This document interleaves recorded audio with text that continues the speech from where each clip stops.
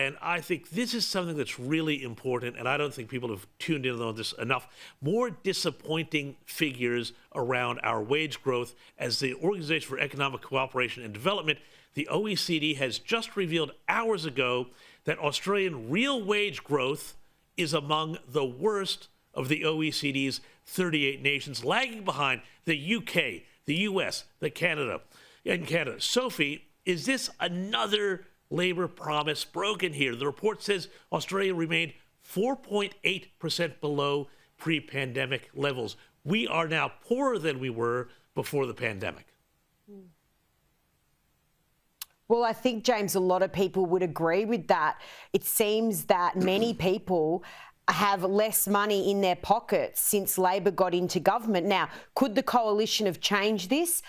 We won't know, obviously. However, we were promised, for instance, that our power bills would come down, that our wages would go up, and we would be better off under Prime Minister Anthony Albanese. And I think if you went and did a street poll and asked punters out there how they're feeling, I don't think you'd find many who say they are financially better off under this Labor government. Well, that's the thing, Keith. I mean, Albanese and Chalmers, they keep saying, oh, we're getting wages moving again. People are, getting more money in their pocket. We're going to get more money in our pay packets now this month. They've spent millions of dollars telling us all of this. But at the heart of this, to me, Keith, it seems like there's a couple of issues.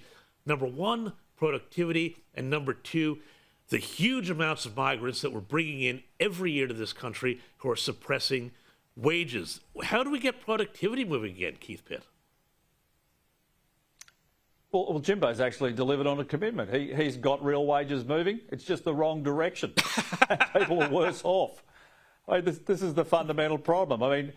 This is a treasurer who struts up to the dispatch box, models himself on Paul Keating, leans in on the elbow, and spends all of his time talking about Angus Taylor. None of those things help people deal with inflation, which is a direct result of the Labor government's policies. It doesn't get productivity improvements. It doesn't get more houses built. It got real wages moving in the wrong direction, and we will see more of this because Jimbonomics just doesn't work. And every single Australian, their dollar is now worth less than what it was when Labor came into government. They can buy less with it. The cost of everything is through the roof, and you're on the money. Unless you can address productivity and get inflation under control, this is going to continue. Well, that's it. It's productivity is the only way you get inflation under control. You talk to any economist, they'll tell you that. But let's go overseas, because I want to talk to you guys. I want to get you guys' thoughts about old Joe Biden, who is now, I think, completely committed to staying in the race. He says he's in it for the long haul, and he's written a letter to congressional Democrats saying he's not going anywhere, and he even called in to MSNBC, which is basically like the, Izvestia of America. Here's the Soviet White House broadcasting channel, to Morning Joe on MSNBC this morning. Let's have a look. Come on, give me a break. Come with me. Watch. I'm getting so frustrated by the elites. Now, I'm not talking about you guys, but about the elites in the party who they know so much more. But if any of these guys don't think I should run against me, go ahead, announce for president. Challenge me at the convention. Wow, he's fired up there. But I'll tell you what, his former White House press secretary, Jen Psaki, has said it is time to really ask if Joe Biden is the best man for the job. The man I saw on that debate stage in Atlanta was not the person I worked for more than 2 years ago. It is not about whether he would stand up for democracy. He would. It is whether he is the right person to defeat Donald Trump. If I sat here every night and told you that every question being asked out there is unfair, I wouldn't be respecting you.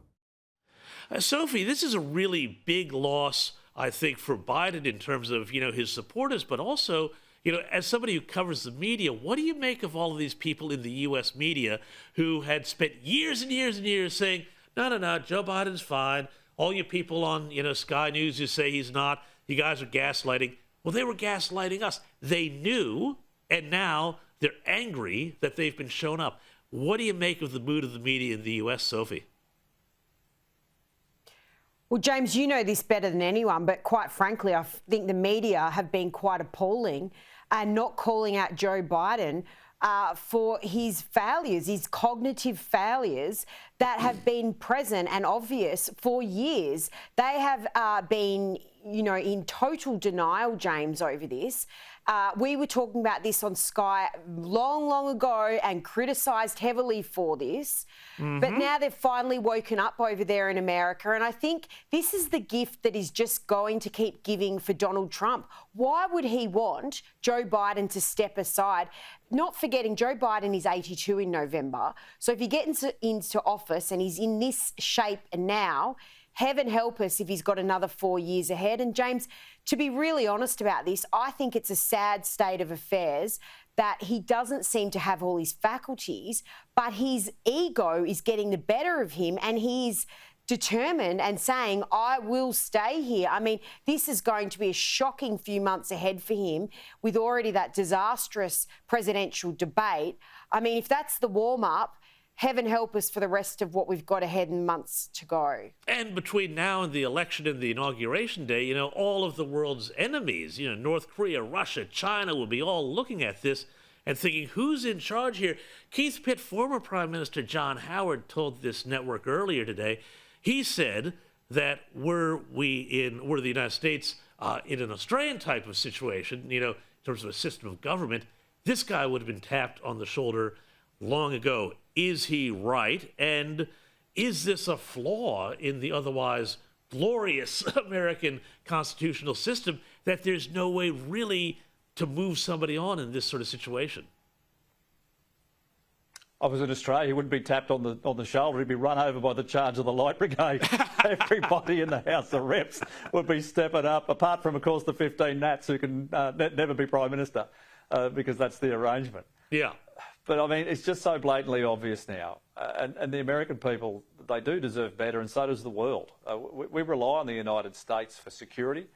They're one of our greatest allies, in fact, probably the greatest defence ally that we have.